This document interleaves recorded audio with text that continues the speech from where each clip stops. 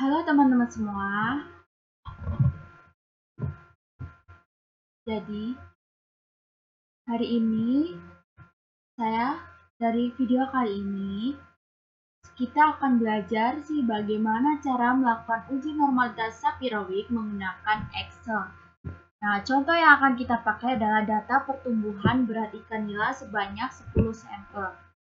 Uji normalitas penting banget dalam statistik karena kita harus memastikan apakah data yang kita punya mengikuti distribusi normal sebelum lanjut ke analisis berikutnya seperti uji T atau registrasi. Jadi di video ini saya jelaskan langkah demi langkah cara hitung manual menggunakan rumus Excel dan cara membaca hasilnya. Yuk langsung kita mulai. Nah, pertama kita masuk ke Excel. Nah, masukkan terlebih dahulu data 10 sampel dari pertumbuhan ikan nila. Habis itu kita urutkan dari yang terkecil hingga yang terbesar. Selanjutnya kita menghitung rata-rata. Nah, untuk menghitung rata-ratanya itu rumusnya sama dengan average. Nah, dari 10 sampel data pertumbuhan ikan nila ini diblok lalu di enter. Hasilnya itu 25,9. Nah, selanjutnya kita menghitung deviasi. Untuk deviasi sendiri itu rumusnya sama dengan STDF. Nah, ini dari kita blok 10 sampel ini dan hasilnya 1,197. Nah, selanjutnya kita menghitung deviasi kuadrat 2. Nah, rumusnya itu B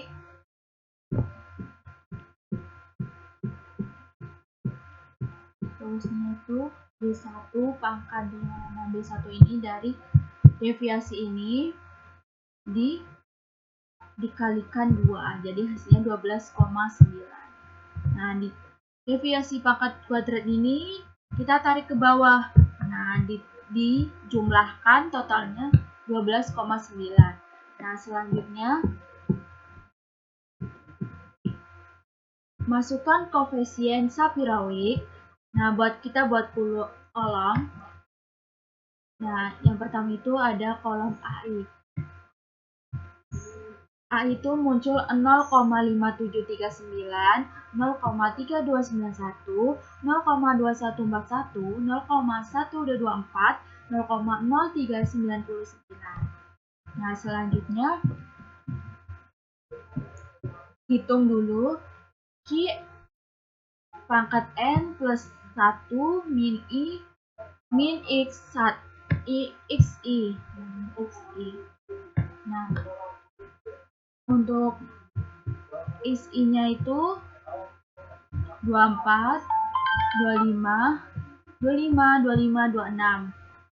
Nah, untuk XN plus 1 min I itu 28, 27, 27, 26, 26. Nah, dari masing-masing ini untuk selisih 0,5739, nah selisih dari 24 sama 28 itu 4. Nah, selisih 25 sama 27 itu 2. Nah, selisih 25 sama 27 itu 2. Selisih 25 sama 26 itu 1. Nah, untuk selisih 26 sama 26 itu 0. Nah, dari 0,5739 ini kita kalikan.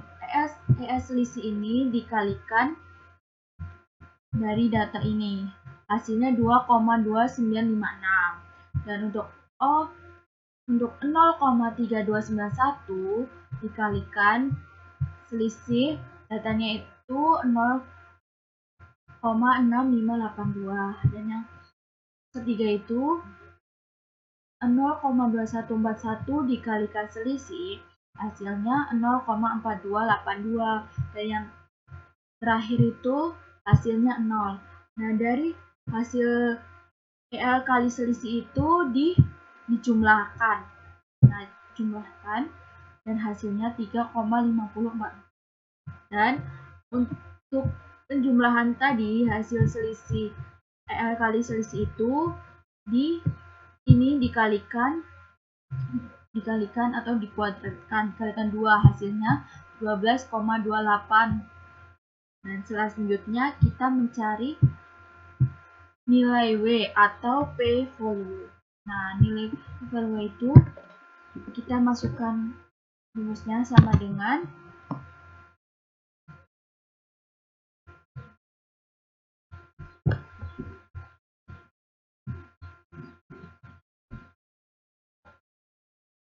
ini V13 dibagi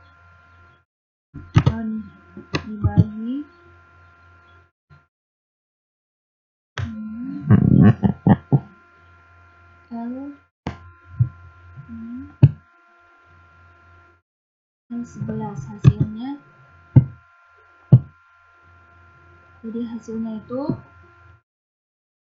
bisa 0,952. Hasilnya 0,952. Nah, jadi perbandingan dengan tabel kritis tadi itu untuk N10 pada A 0,5 adalah 0,842. Nah, yang artinya data itu berasal dari populasi yang berdistribusi. Nah, hasilnya itu 0,45 atau 0,852. Nah, jadi karena 0,952 itu kurang dari 0,842 lebih, maka gagal menolak H. Data berasal dari populasi yang berdistribusi norm. Jadi itu cara menghitung uji normalitas Shapiro-Wilk. Itu dia cara melakukan uji normalitas Shapiro-Wilk menggunakan Excel. Lengkap dari perhitungan sampai membaca hasilnya. Semoga tutorial ini bisa membantu teman-teman yang sedang mengerjakan statistik. Jangan lupa ya, like, subscribe agar lebih semangat buat bikin video lainnya. Mohon maaf kalau videonya banyak kurangnya dan kata-katanya banyak kurangnya. Ya.